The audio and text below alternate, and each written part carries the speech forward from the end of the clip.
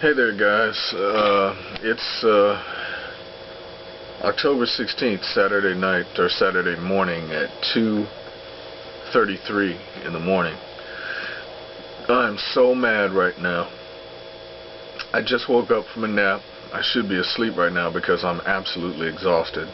But I just woke up from a nap, and my internet cut out, has been cutting out for I don't know how long. It cut out during a especially pivotal time when San Carlos, the city of San Carlos, California, was holding meetings on the PG&E explosion, natural gas explosion in San Bruno that happened September 9th. My internet totally cut out during that time, and I was severely attacked by the gang stalkers. But this is what's gotten me so mad, is I just filed intentional homicide charges in the city of San Bruno against Pacific Gas and Electric Utility Company here in California for the San Bruno natural gas pipeline explosion that killed CPUC rate taxpayer advocate Jacqueline Greig and her 13-year-old daughter Janessa. I just got down to the San Bruno Police Department and filed, charges for murder. Now, as I wake up from my nap and I'm looking online trying to do more research, I find out that I spoke to the officer and he told me that the feds were investigating it, but I found out that State Prosecutor Kamala Harris and the local prosecutor, Ms. Haig in San Bruno, have refused to file any criminal charges against PG&E. There's some sort of deadline, which I think is arbitrary. I haven't been able to find the law that says there's a deadline on murder, which I don't think there is for a prosecutor filing criminal charges. But they've said that they're not going to file any criminal charges on PG&E. They're leaving it all to the federal government. I said, how convenient. They paid off the families, which I think I estimate the families got something like $25 million apiece. So Ms. Greig's family, husband and her remaining daughter, got $25 million, which is great, although not enough for the replacement of a mother and a sister. But I'm glad that they got the money. But still, to not face any criminal charges, to just be able to pay off, for your freedom. I don't care how much money it is. Killing people intentionally should not be payable just with money. You should go to jail for that.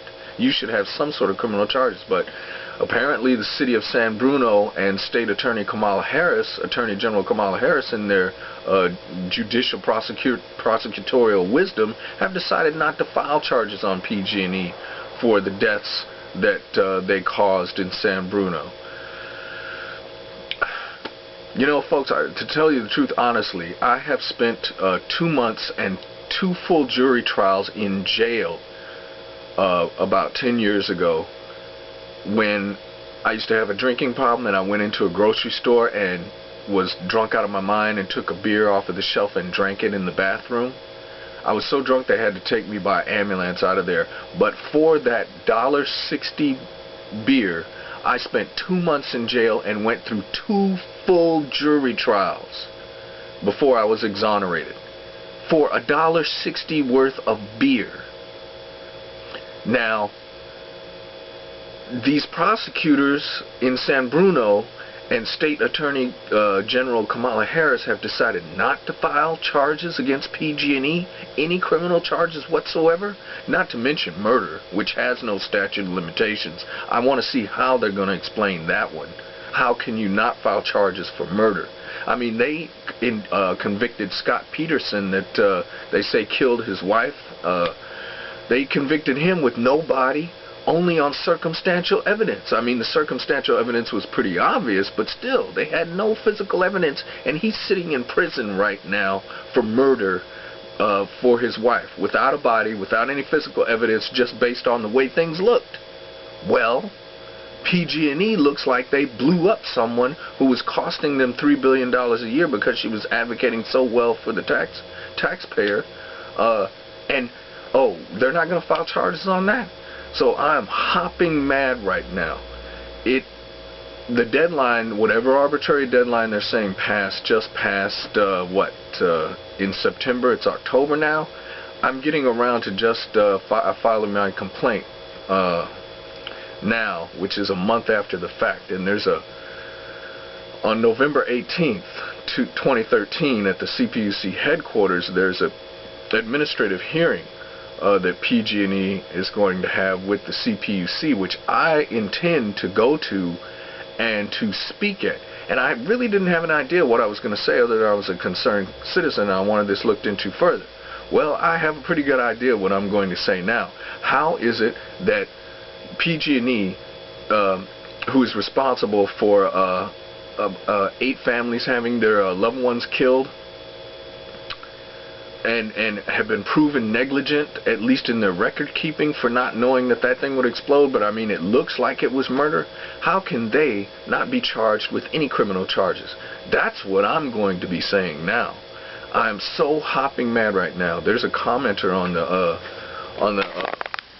website that I was looking at that said, after the story I read, there's a commenter that said, "I truly wonder what a corporation would have to do to get criminally prosecuted. Evidently it involves more than killing or maiming 70 people and destroying 40 homes while diverting maintenance funds to profits.